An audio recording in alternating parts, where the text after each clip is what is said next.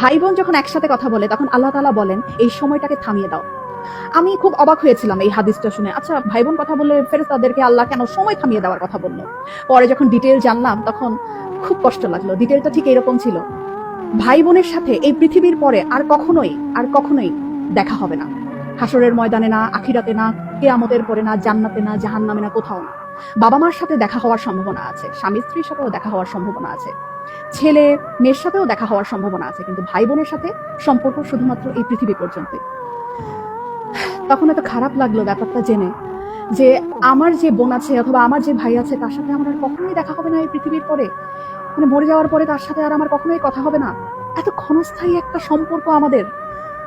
যারা সম্পত্তি নিয়ে ঝামেলা করে ভাই বোনের সাথে কথা বলে না, যারা অনেক ঝগড়া বিবাদের কারণে ভাই বোনদের সাথে কথা বলা বন্ধ করে দেয়, তারা না করেন না এই ব্যাপারটা। সময়টা না খুব কম, আমাদের খুব কম।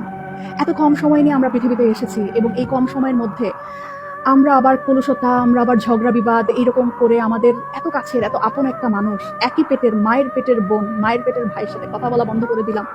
এই মানুষগুলোর সাথে তো আমাদের আর পৃথিবীর পরে দেখাও হবে না, কথা হবে না। কি দরকার মনে এত কষ্ট রেখে? ভুলে যাই না সব, ভুলে যাই।